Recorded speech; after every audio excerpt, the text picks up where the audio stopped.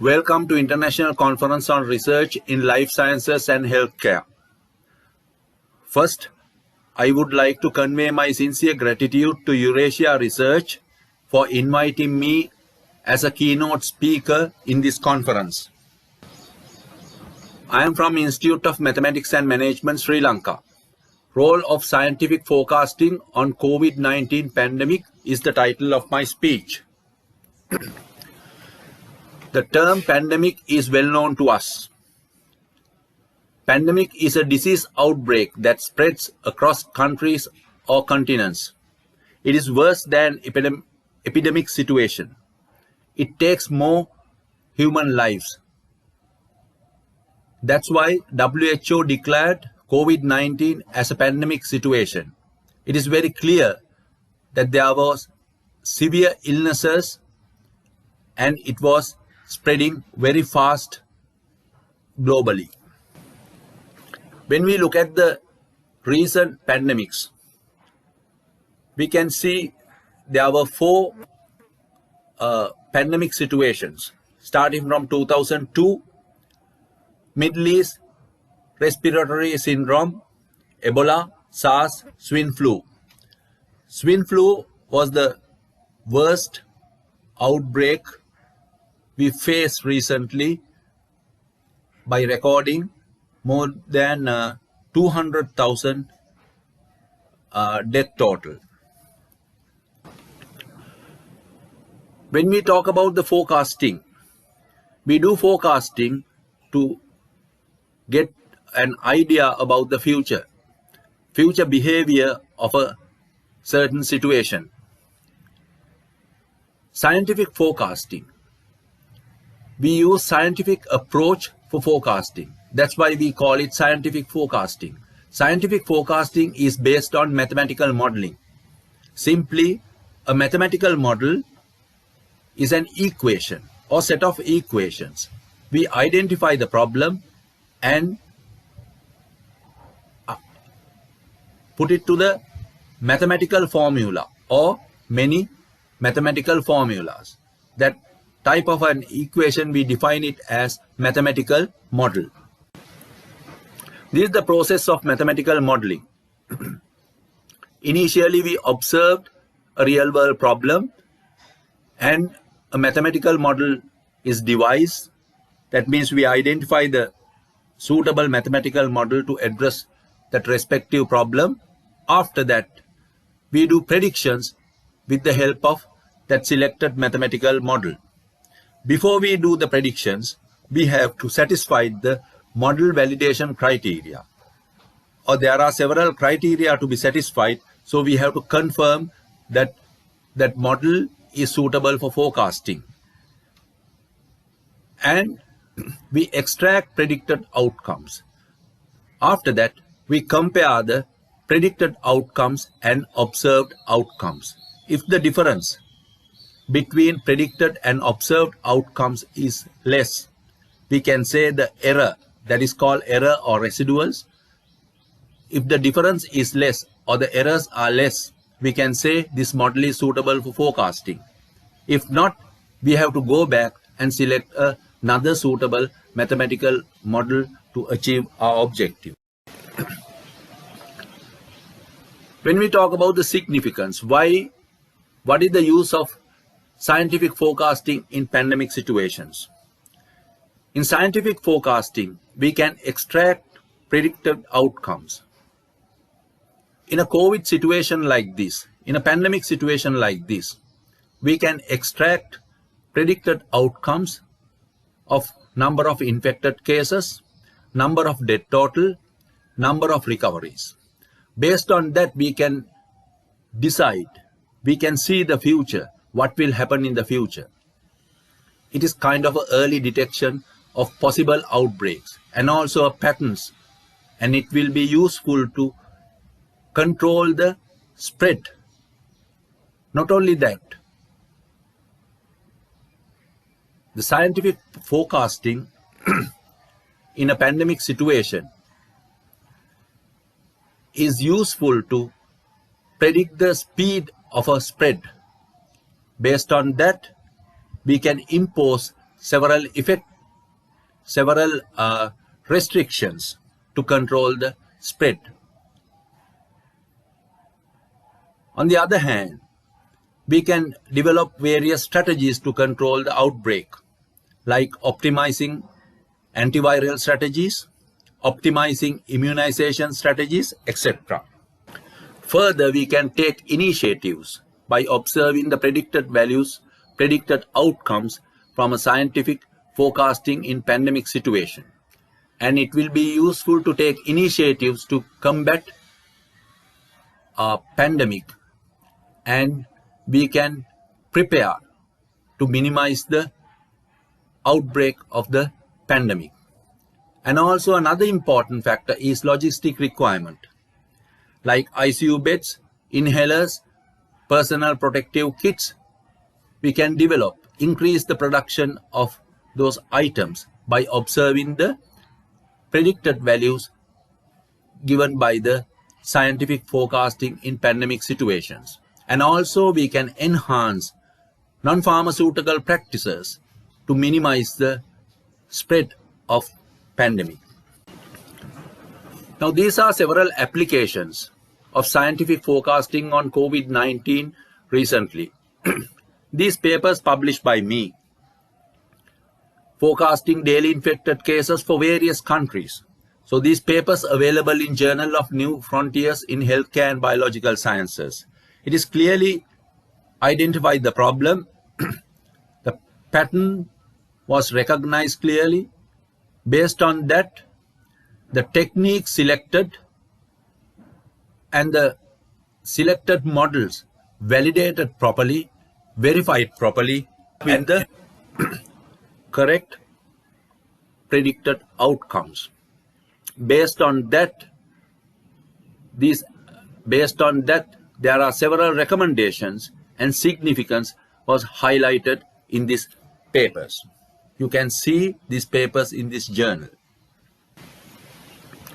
One example I want to shoot, this forecasting COVID-19 outbreak in Philippines. This is one of the example I want to explain you how to use the scientific forecasting in pandemic situations. Now, I took one country, that is Philippines. Philippines is one of the South Asian country. This country reported the second highest amount of infected cases among other countries in South Asian region. Philippines exceeds more than 500,000 cases since 22nd January 2020, still reporting a high volume of infected cases. So the behavior of the outbreak in future is doubtful. Therefore, the governors and authorities should know what will happen in the future and how to prepare, how to control the outbreak of this pandemic situation in future. Why is that? To ensure the sleek function of the country. So they have to control the outbreak of this pandemic situation. Therefore, the objective selected to forecast the amount of daily infected cases of COVID-19 within Philippines. Coming up to the methodology, the method I use for this, obtain daily infected cases from WHO database from 22nd January 2020 to 27th September 2020. After that, when we obtain the data from the database, and we have to plot the data set, and we have to study the pattern of the data set. For that purpose, we used time series plots and autocorrelation functions. Based on the pattern or the behavior of the infected cases, we have to decide which technique is suitable for forecasting.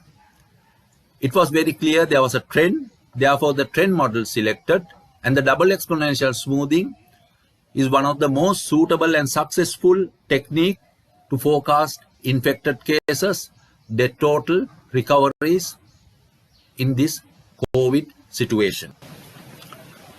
When you select the model, we have to satisfy the model validation criteria, as I told you before.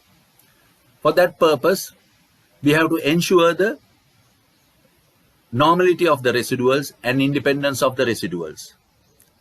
To do that, we selected the Anderson-Darling test, autocorrelation function, and LBQ test to test the normality and the independence of the residuals of that selected model, and to see whether it is satisfied the model validation criteria or not. After that, we have to measure the forecasting ability of the model with the help of measurement of errors. Now there are three measurement of errors: MAPE, that is relative measurement of error, mean absolute deviation, and mean square error. Those are two measurement of errors coming under the absolute measurement of errors. Therefore, this two measurement of errors, relative and absolute measurement of errors, we use to test the forecasting ability of the model. Pattern recognition is one of the important part. That's the beginning part of the scientific forecasting. This is the time series plot of daily infected cases in Philippines for the period of 22nd January 2020 to 27th September 2020. It is very clear there is a trend and exponential growth or exponential decline. Further, autocorrelation function confirms the weak stationary of the daily infected cases in Philippines. After that, by considering the exponential growth, exponential decay, the dataset divided into two parts for forecasting purpose. The dataset break from 8th July to 27th September, and again we test the behavior of the series.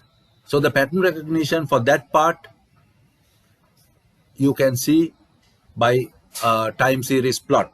It is very clearly explained the trend, increasing trend of daily infected cases in Philippines. Further, the autocorrelation function once again confirms the weak stationary of the series.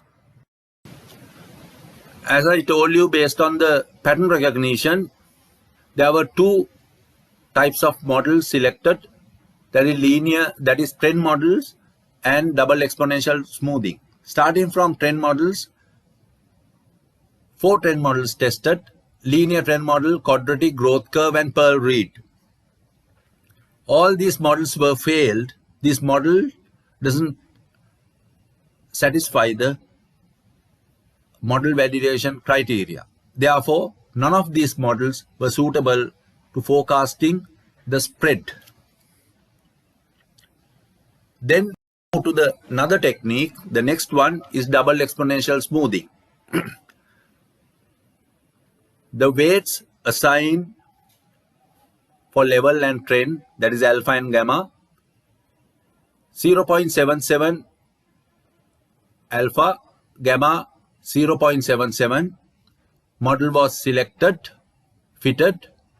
It confirms the normality of the residuals and independence of residuals. That means that model was suitable and that model satisfied all validation criteria. The measurement of errors under the fitting was very low, and after that we need to verify the model. The same here, all measurement of errors confirms the model is suitable to address this problem. That means to forecast infected cases, daily infected cases in Philippines. Here is the further confirmation of the model validation criteria. Left graph confirms the normality of the residuals. Right graph confirms the independence of residuals. After that, when we extract the predicted outcomes, we have to compare the predicted outcomes with observed outcomes. Actuals versus fits and actuals versus forecast. These two graphs confirms the fits almost follow the actual series, and the deviation between fits and actual was very low. That means the error was very low. With that, we can conclude this double exponential smoothing alpha 0.77 and gamma 0.77 is the most suitable model to forecast daily infected cases in Philippines. Applying scientific forecast in pandemic situation is a practice. Applying scientific forecast is a practice. If you practice more, you will end up with perfect outcomes and perfect results. So that's all about it from my. Anything you need to clarify, you can ask. So you can contact me for further information. Here is our website.